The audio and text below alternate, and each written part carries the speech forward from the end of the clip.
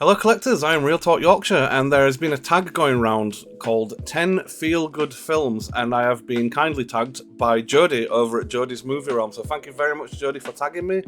I believe Muckman Movies was the guy who came up with the tag in the first place, so what I'm going to do is, I'll put a link to Jodie's video below, and I'll also put a video to Muckman Movies video below. So yeah, 10 feel-good films. I've gone through my collection. As you know, I'm usually just watching horror films or just old budget crap. So I don't really watch too many feel-good films, but do you know what? I actually surprised myself. I went through my collection and I've just gone with the first 10 that I came across. There were a few more I could have mentioned, but I don't want it to be a very long video. I need to get back into the habit of keeping my videos around 20 minutes. So yeah, I went through the collection. The first 10 films that I came across that make me feel good after watching them, I'm going to go with them. So yeah, let's get on with it. I'm going to run the intro and we'll go through these DVDs. See you in a second.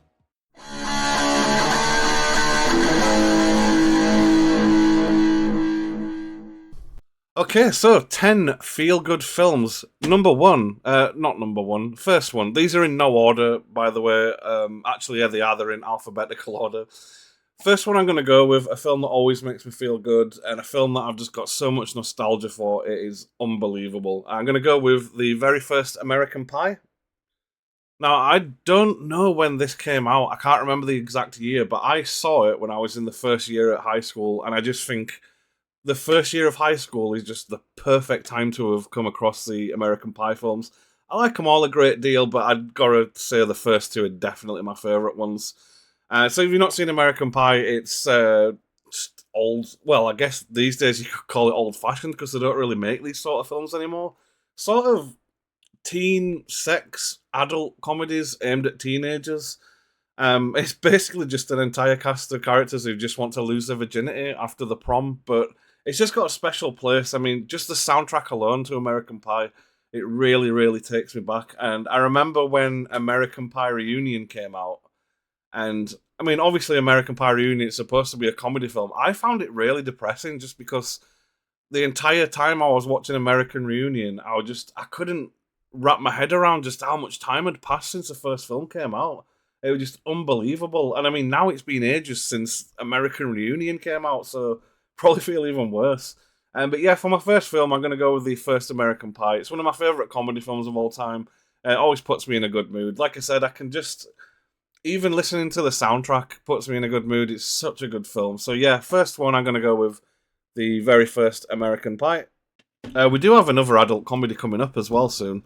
Next up, I'm going to go with A Hard Day's Night, the Beatles film. Now, obviously the Beatles didn't have a good time making this. I believe that they even walked out of the premiere because they just hated it so much. But as a viewer, I always liked Hard Day's Night. I originally saw it when I was at college. I remember getting it on VHS tape on a car boot sale. Probably paid like 50p something. And yeah, like the first time I watched it, I did enjoy it, but I didn't think it were anything special. A couple of months ago, I bought it again on DVD, and I absolutely loved it. I really liked it. And fair enough, all Hard Day's Night is, it's like a bit of dialogue and then a song. A little bit of dialogue, a song. But some of the dialogue's pretty funny, and even some of the lines that the Beatles get in this is pretty funny. But yeah, a load of shit went on behind the scenes, didn't it? I think John Lennon's dad showed up randomly when they were filming, and I think John Lennon famously said, like, "What do you want?" or something like that. The only reason the film was made, I can't remember who produced or released the film or anything like that, but the entire point of this film was basically the distributors knew that they'd get a cut of the soundtrack when it got released. And obviously they thought, well, it's a Beatles, so we're going to make a shitload of money on the soundtrack alone. And the film actually did really well as on top of the soundtrack, so they made a shitload of money. I think that might have been one of the things the Beatles didn't like. They sort of knew it was just a cash grab. And I love that song called I Love Her. And I think the film's worth watching just for that little bit. I mean, it's one of my favourite Beatles songs. So yeah, second up, I'm going to go with the Beatles, Hard Day's Night. Really, really, really good film. Really important piece of just music history, really. If you're into music to any degree, even if you don't like the Beatles or you think you don't like the Beatles, it's worth giving this a watch. I'm sure you'll get something out of it. Like I said, it's pretty funny as well when it wants to be. So yeah, second up, I'm going to go with A Hard Day's Night. Next up, do you know, I don't know whether you'd call this a feel-good movie, but It makes me feel good, and that's all that's important. Since I guess it's my video, so yeah, really, I don't know if I call it obscure. I don't know if I call it overlooked. I don't hear many people talk about this, but it is an awesome film. And so yeah, for my third feel good film, I'm gonna go with a classic. I believe this is from the '70s. This is Harold and Maude. Who played them now? So you got Ruth Gordon as Maud and Bud Cort as Harold. So yeah, it's like a weird sort of romance love story. You've got Harold there, and a few years before the film starts, his dad dies, and he becomes obsessed with death. And I think the first 15 minutes of the film, Harold pretends to have committed suicide in a bunch of different ways just to shock his mum. And so yeah, he's a pretty messed up guy. And one of the things that Harold likes to do because he's obsessed with death, it is like sort of black comedy as well. At least I hope so. I hope I wasn't laughing at something that was supposed to be dead serious. But yeah, Harold is absolutely obsessed with death and dying. And one of the things that he likes to do in his spare time is, I think he looks in the newspaper and he'll find out when there's going to be a funeral in the area. And Harold will go to the funeral Harold goes to funerals like we go to the cinema. And one of the days when he goes to one of these funerals of somebody that he's never known, never met, as I say, he just goes because he's obsessed with death. He goes there and he meets Maud, and yeah, they strike up this. It begins as a friendship, but then quickly turns into a romance, and it's sort of like it's two characters finding each other in a world where not everybody really understands them, and it's just I can do a better job than that. It's like two people who are just totally lost in the world end up finding each other, and you sort of ignore the age gap. I mean, Harold's only supposed to be like what, late teens, and yeah, Maud's obviously getting on a little bit. But yeah, I wish I could describe it better. It's just you really feel good for the characters to know that they've got these really weird interests. Like they are both obsessed with death and dying and things like that. And it's just amazing how they find each other and get on so well and develop this relationship. And obviously, Ruth Gordon, I think most people know Ruth Gordon from Rosemary's Baby.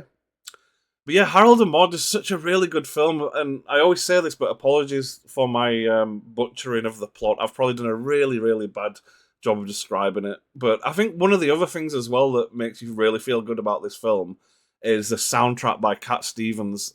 I think the soundtrack, the songs that you hear in this film were specifically made for this film, and they just suit it really well. Yeah, so yeah, a feel good film. I'm gonna go with Harold and Maude. It always makes me feel good anyway. Next up, one of my favourite comedy films of all time. I could have just gone with all comedy for this 10 feel good films, really, but I want to mix it up a little bit. Now, ignore the bottom bit because I couldn't even finish the sequel at the bottom, so we'll just pretend that film never existed. I'm going to go with The Jerk. Don't get me wrong, I like Monty Python, and I do like intelligent comedy now and then. But the stuff that really makes me laugh when it comes to comedy films is just really, really stupid stuff. You know, like, think along the lines of Freddy Got Fingered, Pink Flamingos, I guess if you could call that a comedy film. But yeah, The Jerk. I know, I think Icelandic Psycho mentioned it in one of his videos, and I know he really weren't a big fan of it. But God, I love this. It was one of the last films I watched on TV. I stopped watching TV around 2008, 2007, and I just randomly caught it on TV. And yeah, it just really amazing film. I don't think he could actually show it on TV these days. Anyone who's seen it, you'll know what I mean. You know the scene towards the end with the N word. But yeah, The Jerk is just a really good, feel good, but really, really stupid and really, really silly sort of comedy. Sort of like, it reminds me a little bit of the Three Stooges, but without the slapstick, if that makes sense. I nearly did include the Three Stooges modern film as well. I'm just looking at it up there. But yeah, could only show 10. So yeah, what are we on? Number 4, I'm going to go with The Jerk. I absolutely love The Jerk. It's just, yeah, one of my favourite comedy films. I remember when I got into the habit of watching it on my birthday for a few years after I picked it up. It became sort of like a standard birthday viewing. So yeah, number 4, I'm going to go with The Jerk. If you haven't seen it and you like really silly humour, like maybe check out a trailer for it. But if you like stupid comedy films like I do, you'll really like The Jerk. So I'm going to go with that one. Next up, I'm going to go with Lost in Translation. This is such a good feel good film. The first I used to catch trailers to this on DVDs and I think even VHS tapes back in the day. I can't remember. And I always used to say that this looked like the most boring film ever. And I'm not a really big fan of Bill Murray. I think I only ever really liked him in Groundhog Day and maybe Ghostbusters. And so, not being a big fan of Bill Murray, that were another reason why it took me ages to get around to this. And I think what did it was last year I watched a load of Japanese films, and I just thought, you know what, let's just watch Lost in Translation just to see what it's about.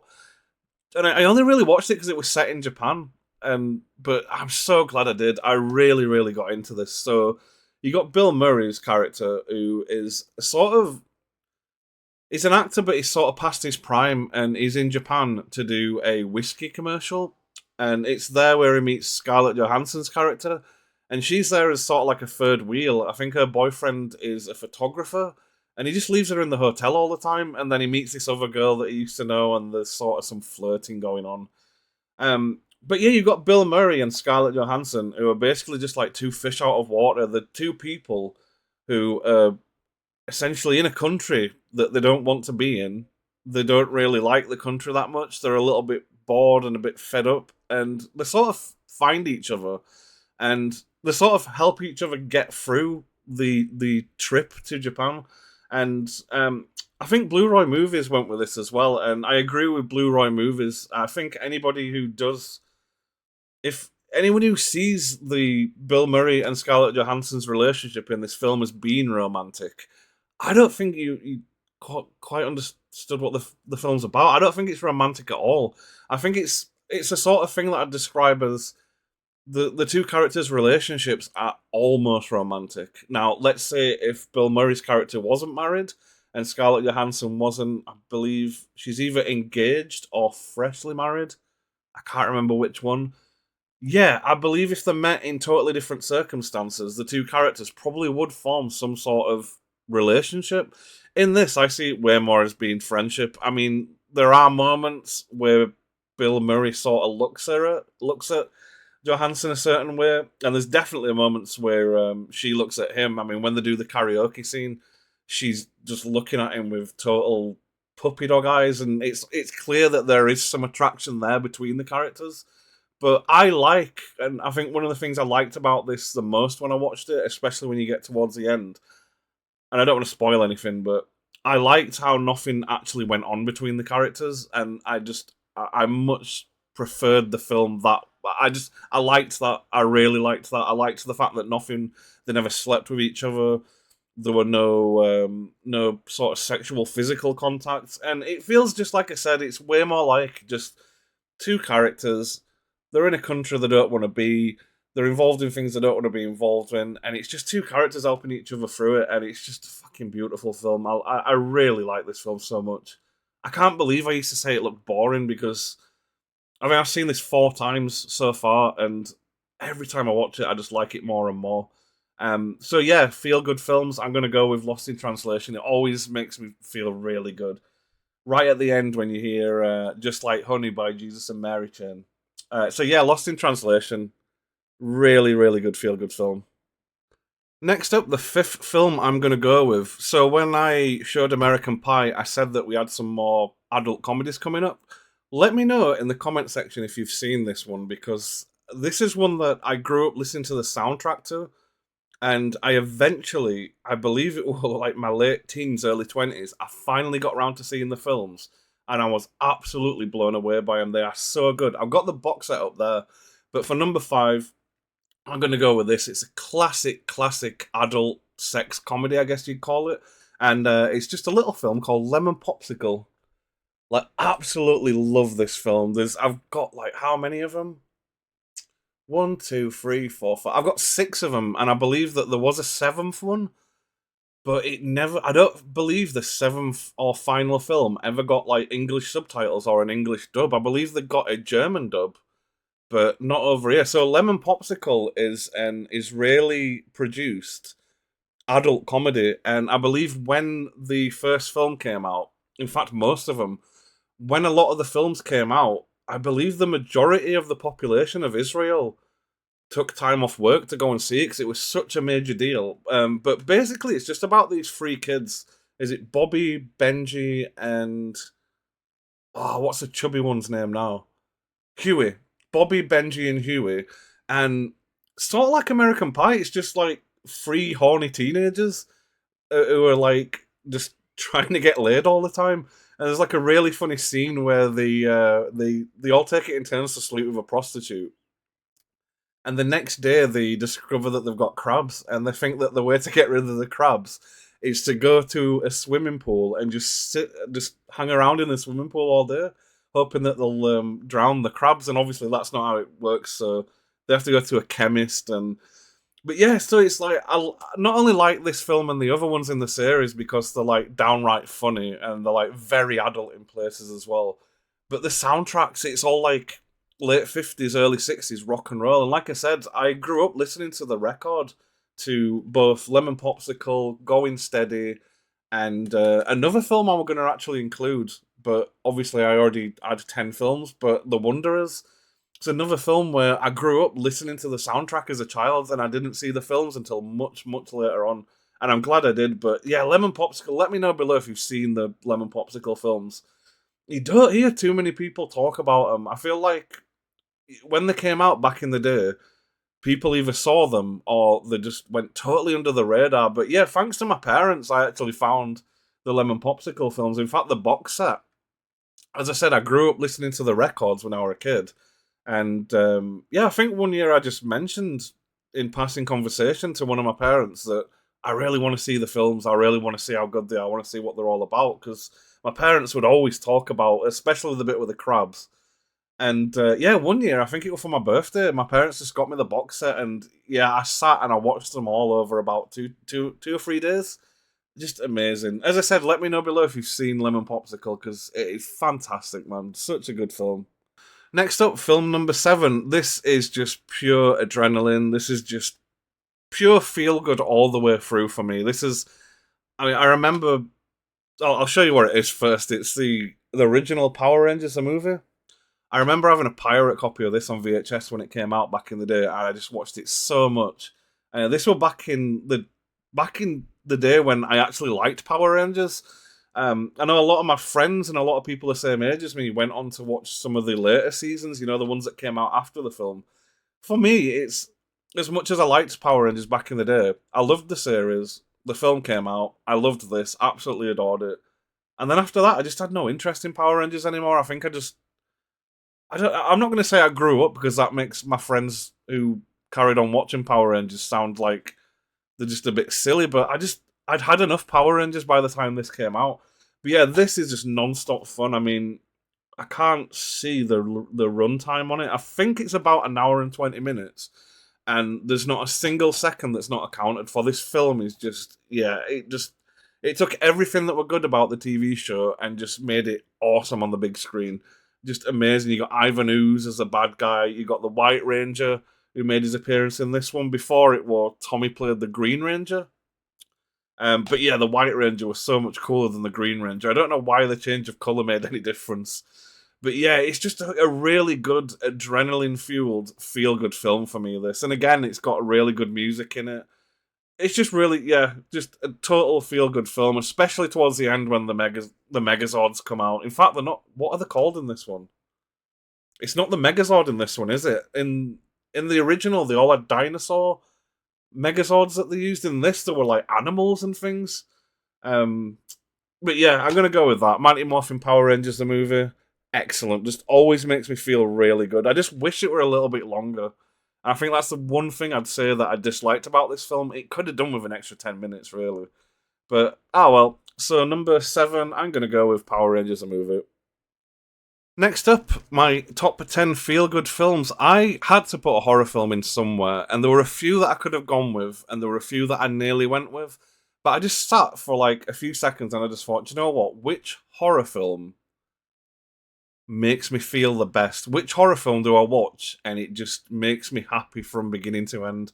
And I had to go with this one. It was my favourite horror film for the longest time until I saw The Witch when that came out, the Robert Eggers film. So I've always got a soft spot for this. It still is, I believe, one of the greatest horror films ever made. But yeah, if as I said, I wanted to include horror. I love horror films, and the fact is that there are some horror films that do make you feel good, and there are some feel good horror films. And yeah, I know I'm probably taking the piss a bit by including it, but yeah, it just The Wicker Man generally does make me feel good. I love it, and I think, do you know what? The main thing about it, apart from watching it and knowing like every line in the film and just being able to predict what characters are going to say, apart from the fact that I just absolutely adore this film, which is good enough to include it anywhere, it's the music. The music just makes me feel happy, like just naturally makes me feel happy. So yeah, I'm gonna have to go with that. I'm gonna have to include The Wicker Man. Such a good film, and I know it's weird. I'm supposed to be doing feel good films, but I'd be lying if I said that The Wicker Man didn't make me feel good. So I'm gonna include it. That's the original Wicker Man. Amazing film. Next up, we are at number 9 now, and yeah, I'm gonna go with this. This is another, for sort of like the same reasons I went with The Wicker Man. It's The Wicker Man was one of practically my favorite horror film for the longest time. I mean, yeah, years and years. So next up, I thought I'd go with a feel good film that is also one of my favorite films. This was my favorite film for a very long time as well, so I thought I'd go with it.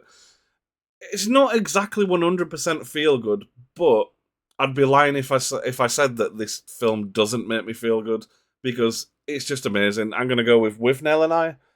I'm sure a lot of people have seen it. If you haven't seen Withnail and I cannot recommend it enough. It's about two alcoholics right at the end of the 60s who are struggling to get work.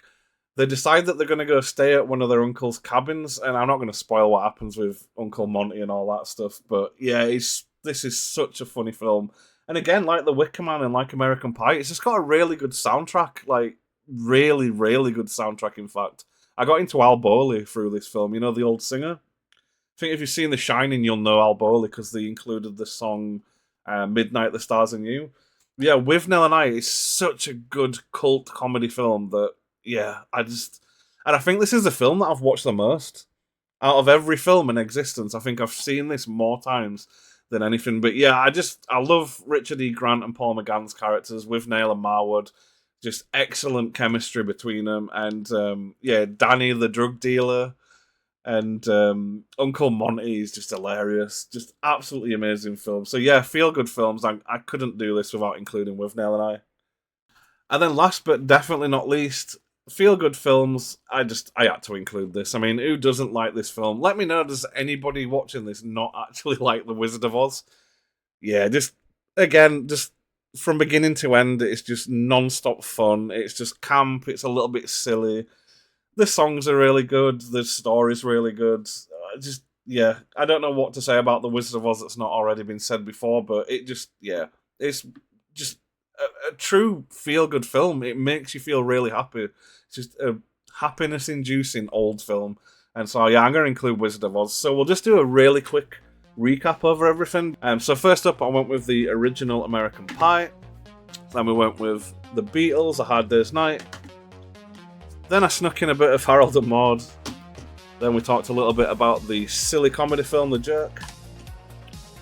Lost in Translation. The excellent Lemon Popsicle. Power Rangers the movie, non-stop fun, non-stop adrenaline. The Wicker Man, because I had to throw a horror film in somewhere. One of the greatest films ever made, Withnail and I, and then we ended with Wizard of Oz. So yeah, thank you very much, Jodie, for tagging me in that. I did enjoy doing this. I did think I was going to struggle, to be honest, but I don't think I've done too bad. And like, yeah, I wouldn't necessarily call all these feel-good movies. I don't think most people would refer to all of these as feel-good movies, but those are 10 films that make me feel good, and I think that's all that really matters. So yeah, thank you very much to Jodie over at Jodie's Movie Realm for tagging me in that. Thank you to Muckman Movies for coming up with the idea in the first place. My name is Real Talk Yorkshire, and I will join you next time. And until next time, keep calm and keep collecting.